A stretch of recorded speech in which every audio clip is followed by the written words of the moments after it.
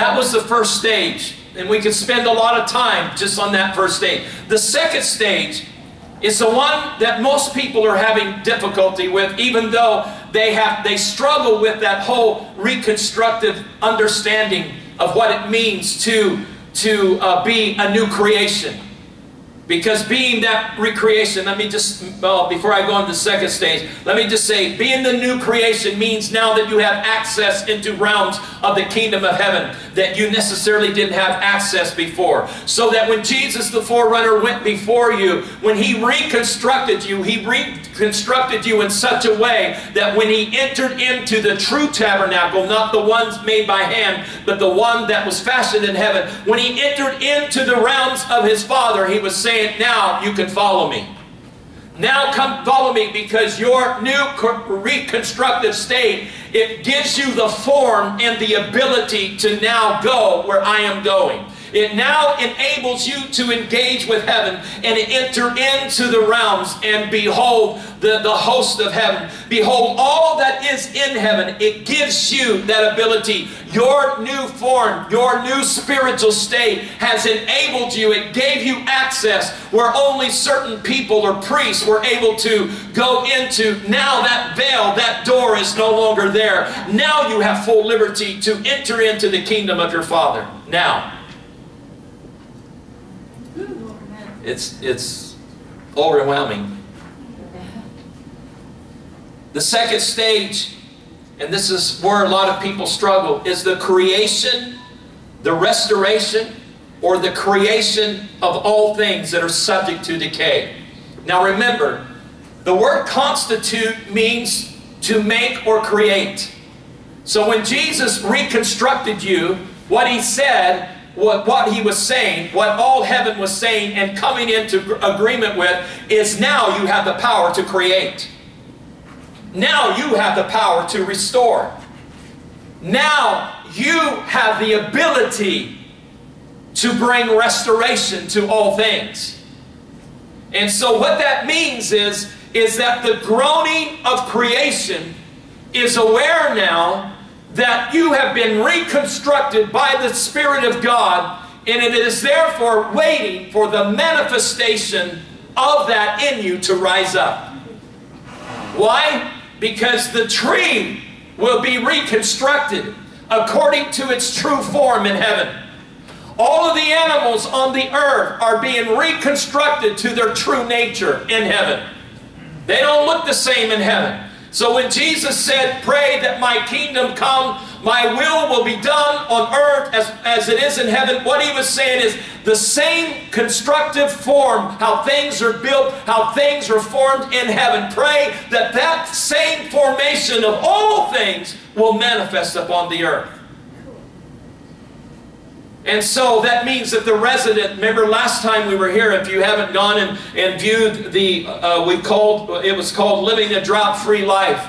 And in one of those things we were talking about how the kingdom of God inside of you is so powerful that all you have to do is be in the midst of creation, and creation responds to the life of you. And I brought out the fact that New Age believers, New Age movements, believe that they get life from creation, life from trees, life from the universe, life from this, when in reality all of creation draws life from you. You are the life giver. And therefore it is constantly pulling on the life source of heaven that is in you. And so that's why the disciples were able to move about, and when they were just in the proximity of someone needing healed, they didn't touch them, they just walked by them, and it says that their shadow was cast upon them, and in that moment they were instantly healed. Why? Because they were light, and the light was reconstructing. The people that were subject to decay, that had diseases, they were being reconstructed to the order, to the form of government of God that was in the people.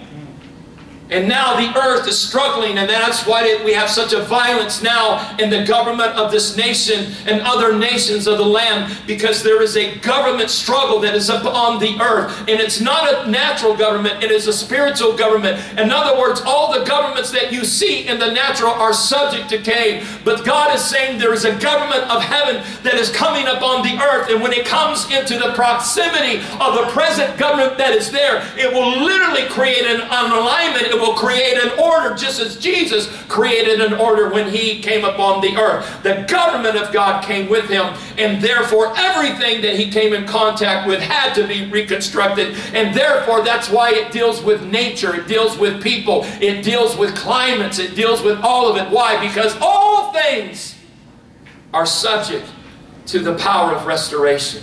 Amen. And that's who we are in the kingdom of God. Therefore, we don't wrestle with flesh and blood. And so the decay, can you imagine creation knowing it's in many ways it's in a state of decay? A tree dies. In heaven, trees don't die. Grass withers away. In heaven, grass doesn't wither away.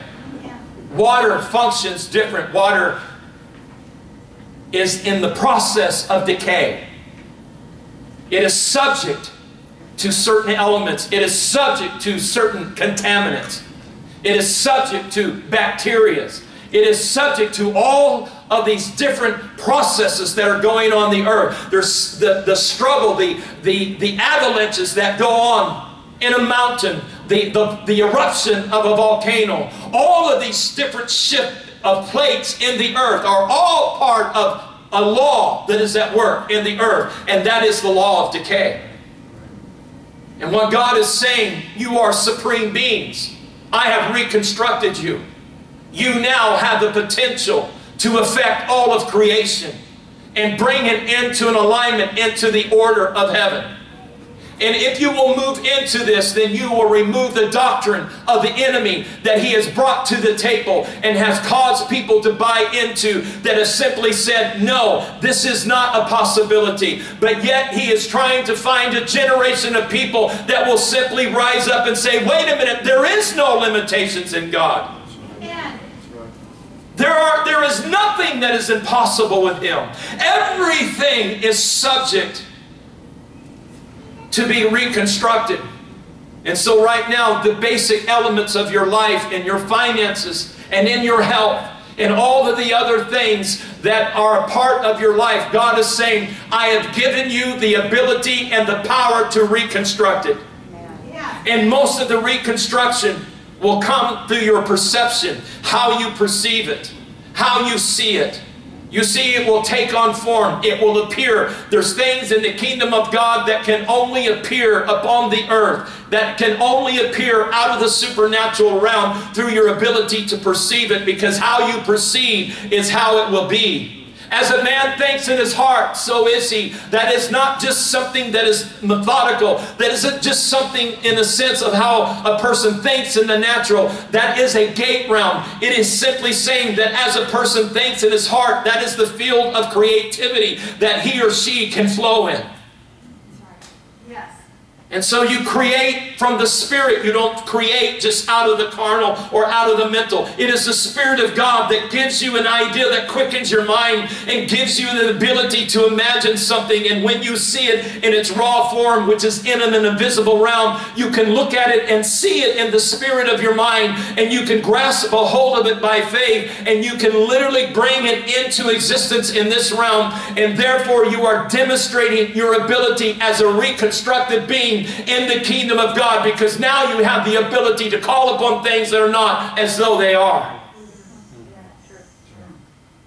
And even as I speak to you this morning, I feel the weightiness of that reconstructive power, that reconstructed the spirit of restoration. So when a drought comes and it tries to give you a mindset of decay, it tries to give you a mind break, it wants to govern you. You understand this? Climates try to govern you. They try to bring you into a mind of emptiness, of dryness. And the Spirit of the Lord is saying, I've given you the authority and the power over all of the elements of the earth. You are not subject to that decay. That decay is subject to you. And when you begin to rise up in your understanding, in your perception of who you are as a son and daughter of God, all of those things will begin to come under the order, under the auspice of the government of God that is on the inside inside of you, it will begin to take on another form. It's groaning to take on another form. It's groaning to be something other than it is now. You understand that a time will come in the future, in this year and next year and the years to come. A time will come when you will begin to look around you and creation will begin to glow. It will begin to take on a light that has never had before, but has always been there. Yes.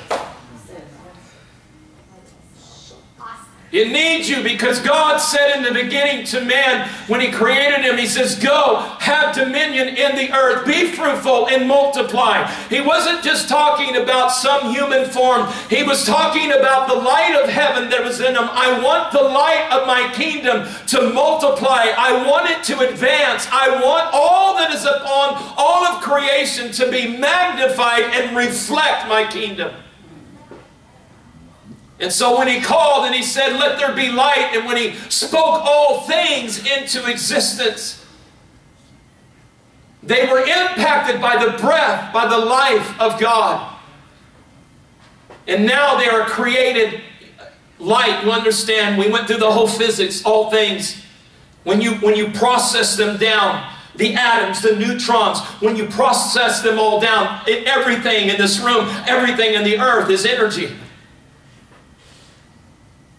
And therefore you are the ultimate energy force of heaven on earth. And therefore its form, you mark my words, physical places, and we're seeing things like that happen in intense ways, but physical things will literally be reconstructed right before your eyes. Because the light in you will be so intense that it will literally cause things, it will affect matter. And there's an understanding about matter that is coming up on the scene. Regardless of how intense science is at this point, even all of the understandings of the physics, of laws, of all of the quantum theories and so forth, there is an understanding of matter that is about ready to come in view, that is about ready to come into the light in a way that we never dreamed possible. They're already touching the outskirts, but I want you to know that all they can do is touch the outskirts. All they can do is describe the significance of its unlimitedness, but the reality is that you are the ones to manifest it. You are the ones to announce it. You are the ones to declare it upon the earth and literally cause it to become all that it was destined to be. You see, you are the legal form. That is another word for to constitute. It's a legal form.